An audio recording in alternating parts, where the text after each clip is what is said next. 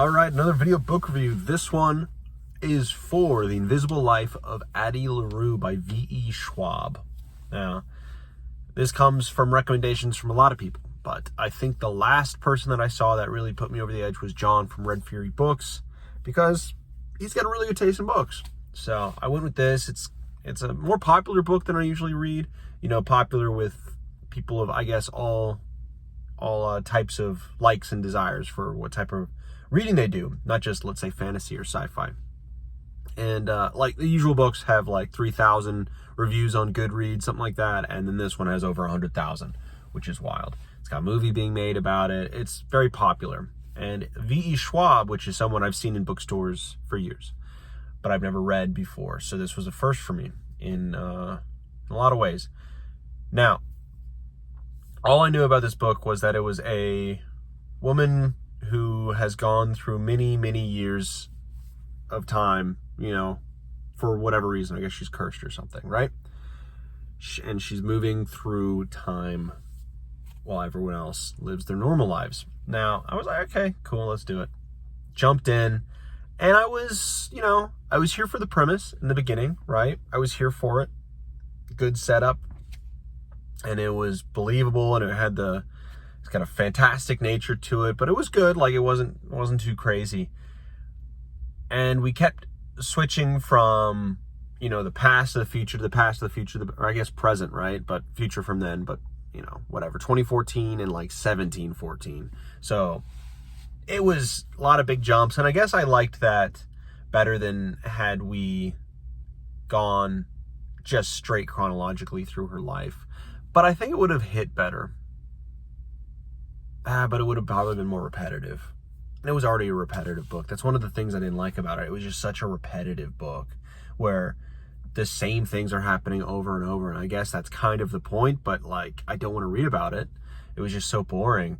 The same issues, the same problems. And not only are they happening, but they're being reiterated over again, over and over again. I get it. If someone leaves the room, you're going to forget Addie. I get it.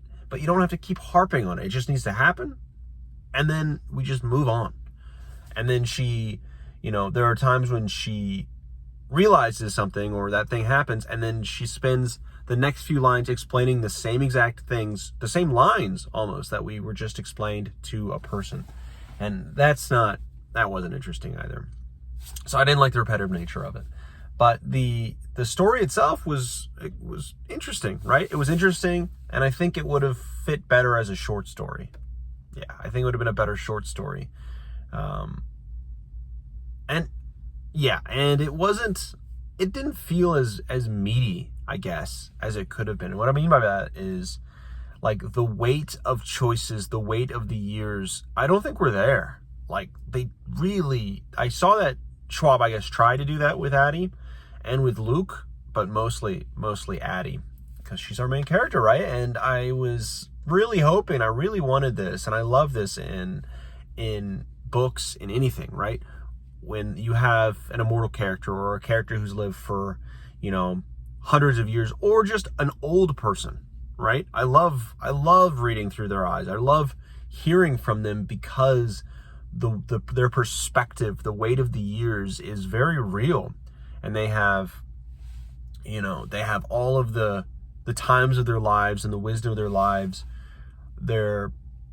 They speak with that behind it, or at least they're talking about it, but really you feel the weight of them as a person having lived for so long.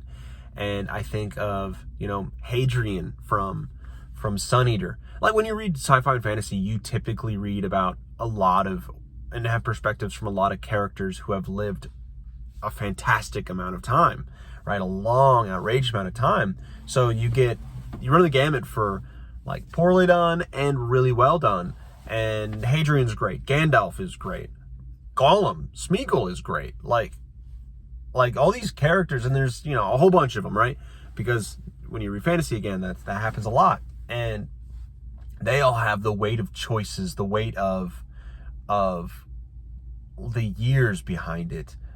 And it constantly affects every word they say, every thought they think. And it's such a sublime experience to read about. Even, what is it, A Brightness Long Ago by Guy Gavin, where you're in first-person view of an older man writing and remembering his younger years, and not even all of them, just a section of his younger 20s. And even that, I didn't think like it went far enough with it. I don't think there was enough of it. Where when it was there, it was great, but I don't think there's enough of it. That had weight to it. That had, you knew and you had the feeling that there was a massive difference between younger, because you had first person, the old man writing his past, and then you were kind of in the first person view of that guy in his 20s. Now there was a massive difference between the two, and they just had different feelings, different themes that they were emoting. It was great. It was great in that book. And this one, I didn't feel a massive difference between Addie at all, between any of these times. Like, it could have been, a 30, 40, 50 year change in a normal human lifespan. And she should have had a different take, a different view, she should have been a bit different, I get that she didn't age, but there's wisdom, right? She should have been getting wisdom. She should have been gaining some kind of something from this. Instead, that really didn't happen. Instead what that got her was, okay, she's fully fleshed out her abilities, her way of navigating through the curse.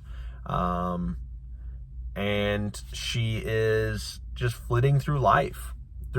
And yes, she can't make a dent on anyone else's lives, really, just for, really in the long term. And she can only jump into other people's lives for a little bit.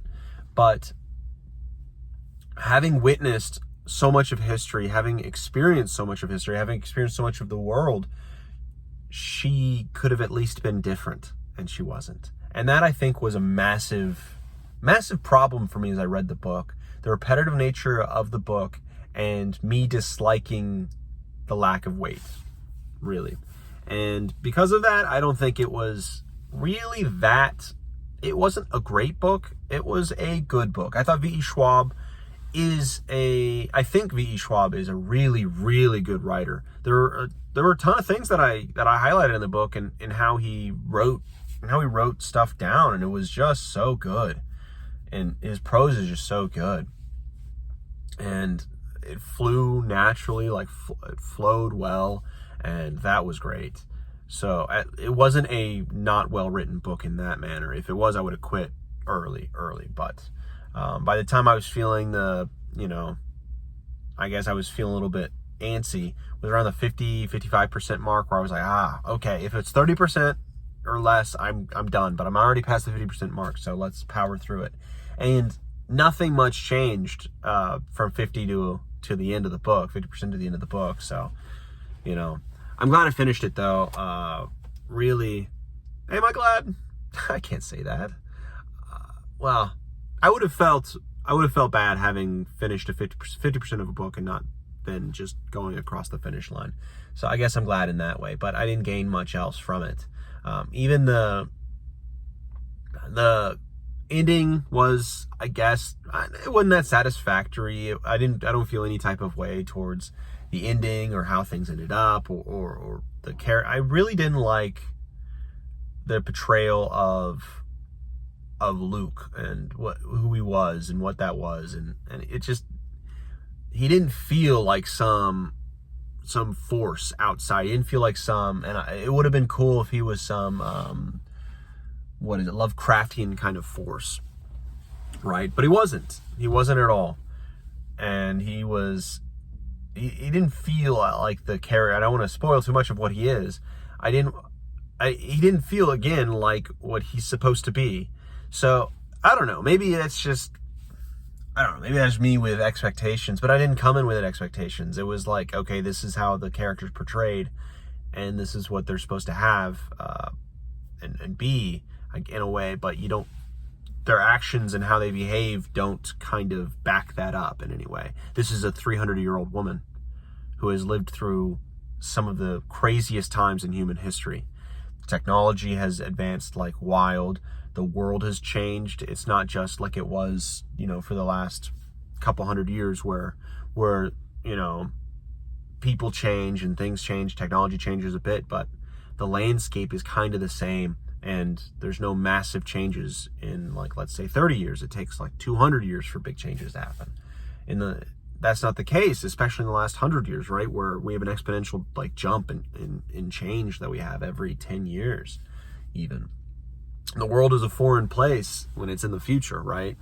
Like, the world in 10 years is just going to be, in 20 years, is going to not be recognizable in a lot of ways. But you don't get that. You don't get that at all with her. She doesn't feel like a 300-year-old woman, and I just do not like that. I just can't wrap my head around it, why this was written that way. And I guess V.E. Schwab is going for something different. Like, I get it that the whole book is kind of surrounding and really wanting to hammer home, Addie, Henry, and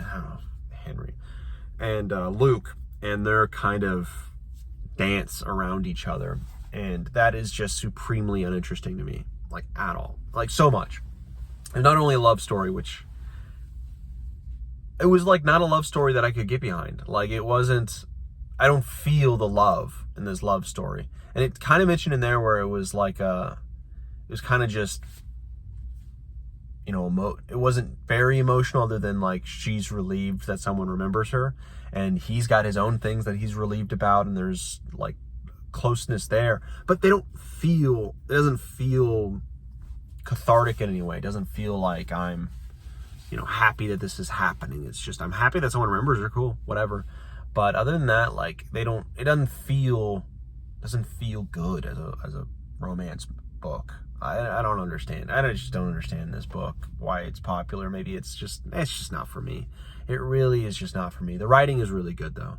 But the pacing is off. The characters are off. I really could care less about the themes.